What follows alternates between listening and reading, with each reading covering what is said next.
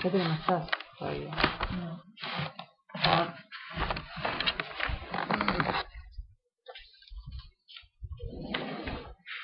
Movete un poquito.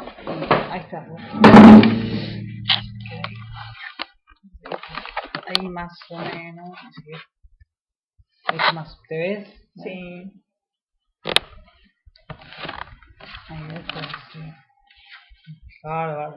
Las ruinas circulares. Jorge Luis Borges. Nadie lo vio desembarcar en la unánime noche. Nadie vio la canoa de bambú sumiéndose en el fango sagrado. Pero a los pocos días nadie ignoraba que el hombre taciturno venía del sur y que su patria era una de las infinitas aldeas que están aguas arriba en el flanco violento de la montaña, donde el idioma Zend no está contaminado de griego y donde es infrecuente la lepra.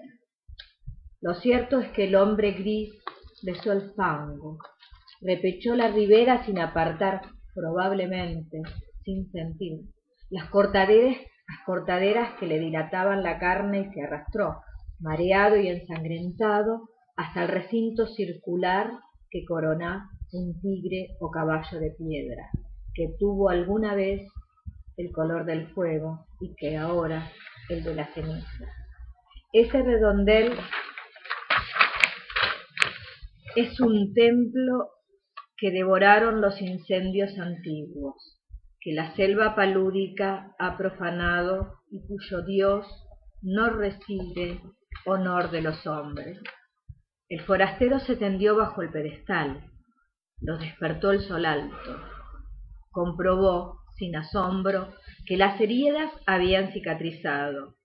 Cerró los ojos pálidos y durmió, no por flaqueza de la carne, sino por determinación de la voluntad. Sabía que ese templo era el lugar que requería su invencible propósito. Sabía que los árboles incesantes no habían logrado estrangular río abajo las ruinas de otro templo propicio, también de dioses incendiados y muertos. Sabía que en su inmediata obligación era el sueño. Hacia la medianoche lo despertó el grito inconsolable de un pájaro. Rastros de pies descalzos, unos higos y un cántaro le advirtieron que los hombres de la región habían espiado con respeto su sueño y solicitaban su amparo o temían su magia. Sintió el frío del miedo y buscó en la muralla dilapidada un nicho sepulcral y se tapó con hojas desconocidas. El propósito que lo guiaba no era imposible, aunque sí sobrenatural. Quería soñar un hombre, quería soñarlo con integridad minuciosa e imponerlo a la realidad. Ese proyecto mágico había agotado el espacio entero de su alma. Si alguien le hubiera preguntado su propio nombre o cualquier rasgo de su vida anterior, no habría acertado a responder. Le convenía el templo inhabitado y despedazado, porque era un mínimo del mundo visible. La cercanía de los labradores también, porque éstos se encargaban de subvenir a sus necesidades frugales. El arroz y las frutas de su tributo eran pábulo suficiente para su cuerpo, consagrado a la única tarea de dormir y soñar. Al principio los sueños eran caóticos. Poco después fueron de naturaleza dialéctica. El forastero se soñaba en el centro de un anfiteatro circular que era de algún modo el templo incendiado. Nubes de alumnos taciturnos fatigaban las gradas. Las caras de los últimos pendían a muchos siglos de distancia y a una altura estelar, pero eran del todo precisas. El hombre les dictaba lecciones de anatomía, de cosmografía, de magia. Los rostros se escuchaban con ansiedad y procuraban responder con entendimiento, como si adivinaran la importancia de aquel examen, que redimía a uno de ellos de su condición de vana apariencia y le interpolaría en el mundo real. El hombre, en el sueño y en la vigilia, consideraba las respuestas de sus fantasmas, se que se dejaba embaucar por los impostores, adivinaba en ciertas perplejidades una inteligencia creciente. Buscaba un alma que mereciera participar en el universo. A las 9 o 10 noches comprendió con alguna amargura que nada podía esperar de aquellos alumnos que aceptaban con pasividad su doctrina, y sí de aquellos que arriesgaban, a veces, su contradicción razonable. Los primeros, aunque dignos de amor y de buen afecto, no podían ascender a individuos. Los últimos preexistían un poco más. Una tarde, ahora también las tardes eran tributarias del sueño, ahora no velaba de un par de horas en el amanecer. Licenció para siempre el vasto colegio ilusorio y se quedó con un solo alumno. Era un muchacho taciturno, cetrino, díscolo a veces, de rasgos afilados que repetían los de su soñador. No lo desconcertó por mucho tiempo la brusca eliminación de los condiscípulos. Su progreso, al cabo de unas pocas lecciones particulares, pudo maravillar al maestro. Sin embargo, la catástrofe sobrevino.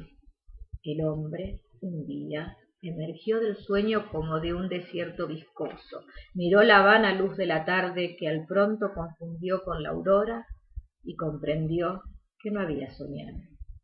Toda esa noche y todo el día, la intolerable lucidez del insomnio se abatió contra él. Quiso explorar la selva, extenuarse. Apenas alcanzó entre la cicuta unas rachas de sueño débil, veteadas fugazmente de visiones de tipo rudimental, inservible. Quiso congregar el colegio y apenas hubo articulado unas breves palabras de exhortación, éste se deformó, se borró. En la casi perpetua vigilia, lágrimas de ira le quemaban los viejos ojos. Comprendió que el empeño de modelar la materia incoherente y vertiginosa de que se componen los sueños es el más arduo que puede acometer un varón, aunque penetre todos los enigmas del orden superior y del inferior, mucho más arduo que tejer una cuerda de arena y que amonedar el viento sin cara. Comprendió que un fracaso inicial era inevitable. Juró olvidar la enorme alucinación que lo había desviado al principio y buscó otro método de trabajo. Antes de ejercitarlo, dedicó un mes a la reposición de las fuerzas que había malgastado el delirio. Abandonó toda premeditación de soñar y casi acto continuo logró dormir un trecho razonable del día. Las raras veces que soñó durante este período, no reparó en los sueños. Para reanudar la tarea esperó que el disco de la luna fuera perfecto.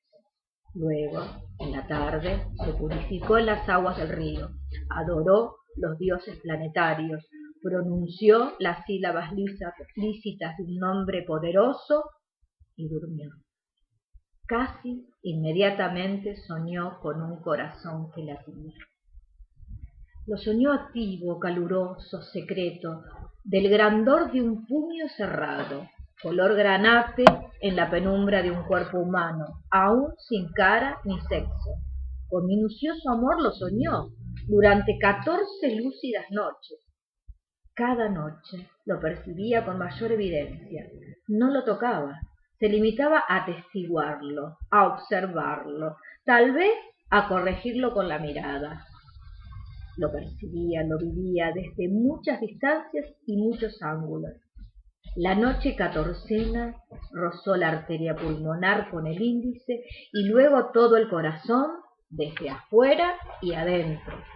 El examen lo satisfizo. Deliberadamente no soñó durante una noche. Luego retomó el corazón, invocó el nombre de un planeta y comprendió la visión del otro de los órganos principales. Antes de un año llegó al esqueleto, a los párpados. El pelo innumerable fue tal vez la tarea más difícil. Soñó un hombre íntegro, un mancebo, pero éste no se incorporaba, ni hablaba, ni podía abrir los ojos. Noche tras noche el hombre lo soñaba dormido. En las cosmogonías gnósticas, los demiurgos amasan un rojo Adán que no logra ponerse de pie, tan inhábil y rudo y elemental como ese Adán de polvo era el Adán de sueño que las noches del mago habían fabricado. Una tarde el hombre casi destruyó toda su obra, pero se arrepintió. Más le hubiera valido destruirse. Agotados los votos a los números de la tierra y del río, se arrojó a los pies de la efigie, que tal vez era un tigre y tal vez un potro, e imploró su desconocido socorro. Ese crepúsculo soñó con la estatua. La soñó viva, trémula. No era un atroz bastardo de tigre y potro, sino a la vez esas dos criaturas vehementes y también un toro, una rosa, una tempestad. Ese múltiple dios le reveló que su nombre terrenal era fuego, que en ese templo circular y en otros iguales le había rendido sacrificios y culto, y que mágicamente animaría el fantasma soñado, de suerte que todas las criaturas, excepto el fuego mismo y el soñador, lo pensaran un hombre de carne y hueso. Le ordenó que una vez instruido en los ritos, lo enviara al otro templo despedazado, cuyas pirámides persisten aguas abajo, para que alguna voz lo glorificara en aquel edificio desierto. En el sueño del hombre que soñaba, el soñado se despertó. El mago ejecutó esas órdenes. Consagró un plazo, que finalmente abarcó 2 años, a descubrirle los arcanos del universo y del culto del fuego. Íntimamente le dolía apartarse de él. Con el pretexto de la necesidad pedagógica, dilataba cada día las horas dedicadas al sueño. También rehizo el hombro derecho, acaso deficiente.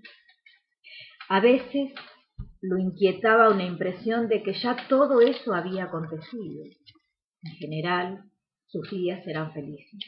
Al cerrar los ojos pensaba, ahora estaré con mi hijo. O más raramente, el hijo que he engendrado me espera y no existirá sino vos. Gradualmente lo fue acostumbrando a la realidad. Una vez le ordenó que embanderara una cumbre lejana. Al otro día flameaba la bandera en la cumbre. Ensayó otros experimentos análogos, cada vez más audaces. Comprendió con cierta amargura que su hijo estaba listo para nacer y tal vez impaciente. Esa noche lo besó por primera vez y lo envió al otro templo cuyos despojos blanquean río abajo a muchas leguas de inexplicable selva y de ciénaga. Antes, para que no se supiera nunca que era un fantasma, para que se creyera un hombre como los otros, le infundió el olvido total de sus años de aprendizaje. Su victoria y su paz quedaron empañadas de frío. En los crepúsculos de la tarde y del alba se prosternaba ante la figura de piedra, tal vez imaginando que su hijo irreal ejecutaba idénticos ritos en otras ruinas circulares, aguas abajo. De noche no soñaba, o soñaba como lo hacen todos los hombres. Percibía con cierta palidez los sonidos y formas del universo. El hijo ausente se nutría de esas dimensiones de su alma. El propósito de su vida estaba colmado. El hombre persistió en una suerte de éxtasis. Al cabo de un tiempo que ciertos narradores de su historia prefieren computar en años y otros en lustros, lo despertaron 2 remeros a medianoche. No pudo ver sus caras, pero le hablaron de un hombre mágico en un templo del norte, capaz de hollar el fuego y de no quemarse. El mago recordó bruscamente las palabras de Dios. Recordó que de todas las criaturas que componen el orbe, el fuego era la única que sabía que su hijo era un fantasma. Ese recuerdo, apaciguador al principio, acabó por atormentarlo. Temió que su hijo meditara en ese privilegio anormal y descubriera de algún modo de su condición de mero simulacro. Terrible. No ser un hombre, ser la proyección del sueño de otro hombre. ¡Qué humillación incomparable! ¡Qué vértigo! A todo padre le interesan los hijos que ha procreado, que ha permitido, en una mera confusión o felicidad. Es natural que el mago temiera por el porvenir de aquel hijo, pensado, entraña por entraña y rasgo por rasgo, en 1001 noches secretas. El término de sus cavilaciones fue brusco, pero lo prometieron algunos signos. Primero, al cabo de una larga sequía, una remota nube en un cerro liviana como un pájaro. Luego, hacia el sur, el cielo que tenía el color rosado de la encía de los leopardos. Luego, las humaredas que rumbraron el metal de las noches. Después, la fuga pánica de las bestias. Porque se repitió lo acontecido hace muchos siglos. Las ruinas del santuario del dios del fuego fueron destruidas por el fuego. En un alba sin pájaros, el mago vio cernirse contra los muros el incendio concéntrico. Por un instante pensó refugiarse en las aguas, pero luego comprendió que la muerte venía a coronar su vejez y a absolverlo de sus trabajos. Caminó contra los jirones de fuego. Estos no mordieron su carne. Estos lo acariciaron y lo inundaron sin calor y sin combustión, con alivio, con humillación, con terror. Comprendió que él también era una apariencia, que otro estaba soñando. ¡Ay, Dios! Es toda una oda a las palabras. Es el infinito esto, ¿no? El infinito. Es una oda a las La palabras. creación es infinita. Es una oda Un a las genio. palabras. La metáfora, todo. Hoy leyeron algo que esto entra en el alma de ustedes y no se va nunca.